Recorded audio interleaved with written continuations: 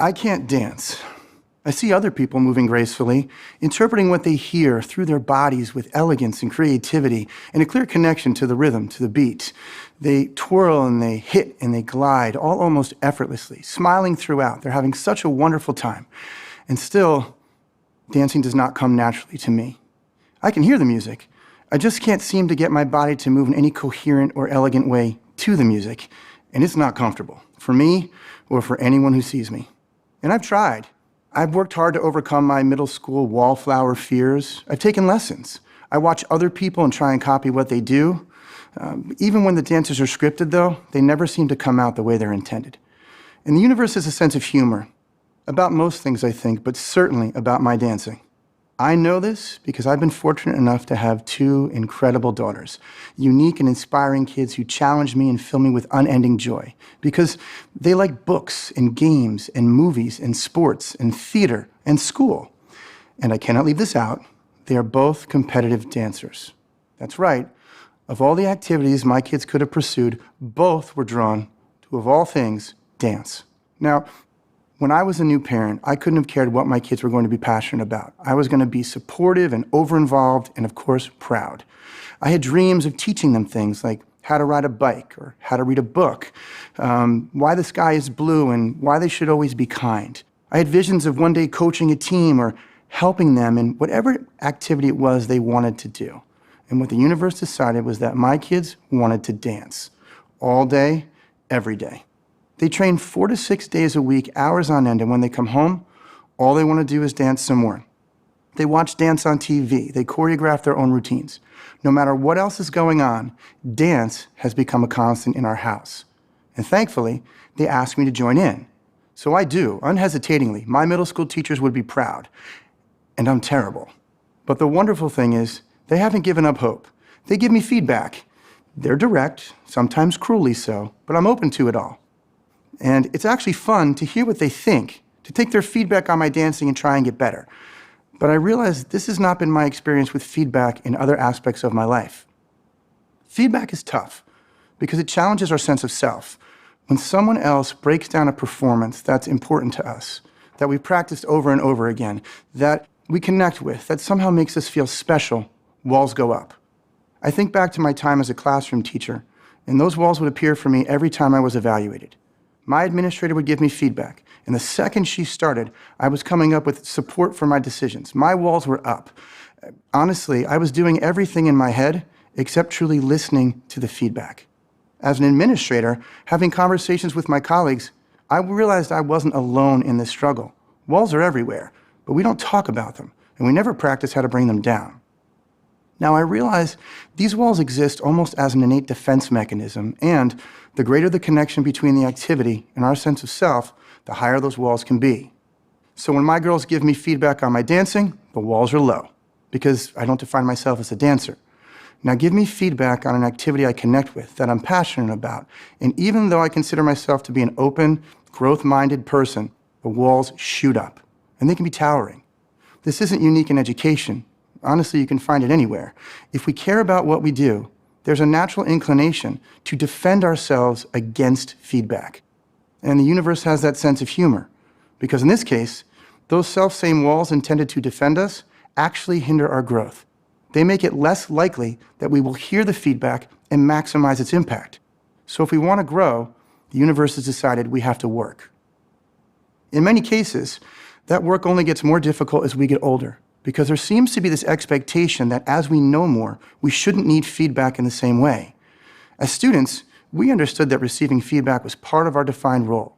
As we grow up, though, receiving feedback becomes less and less a part of how we define ourselves, which is interesting, because if you look at adults who have mastered anything, one of the things they've also mastered is the ability to hear and use feedback. Now, so much focus is placed on the delivery of feedback. Educators are constantly trained on how to most effectively give feedback. It's our job. But when do we train students, or anyone for that matter, on how to receive feedback?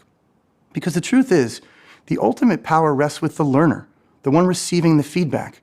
We, the ones trying to grow, have control over how we hear and use feedback, regardless of how well or how poorly it's delivered. What I've learned as a parent and an educator is that the reception of feedback is far more important and far more powerful than its delivery, and yet we rarely talk about it. Receiving feedback is not about saying I'm open-minded or I have a growth mindset. Receiving feedback is a skill that, when mastered, helps us to be more open-minded. It helps us develop that growth mindset. But like any skill, we have to practice it. You don't see an athlete walking out onto a field or a performer walking out on stage without countless hours of prior preparation. And yet, when do we actually prepare to hear feedback? Mastering the reception of feedback involves an integrated set of skills, but there is one critical, foundational step that we all must take before we start, and it's so often skipped. We have to define success in whatever activity we're working on, in large part on how we take feedback. I've experienced the power of this one step both professionally and personally. Professionally, a number of years ago, the state in which I work, looking for ways to evaluate educators to promote better professional practice, designed and implemented a quantitative, research-based system that had templates and rubrics and calculations, all intended to foster growth. At the end, what we learned, though, what it was most successful at growing, were educators' walls. However, the system did the single most important thing. It made feedback a clear component of our professional practice. Almost unnoticed initially, once we educators realized that reflection, that hearing and using feedback was a core component of our jobs, of our role, we had to focus on what that meant. We broke it down and we practiced. And that work has opened us up to growth in ways that rubrics and templates and calculations could not.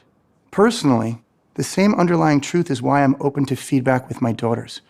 While it's true my walls are lower when talking about my dancing, that's not why I'm able to hear the feedback. It's actually not about my dancing at all. It's about my being a parent.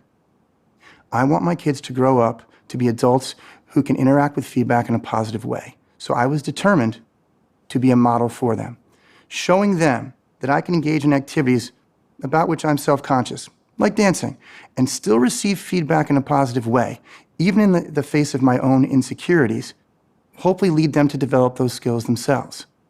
I had made receiving feedback a core aspect of my role as a parent. And by doing so up front, I focused on ways to be best prepared to receive feedback from my kids before it came, whenever it came, and in whatever form it came.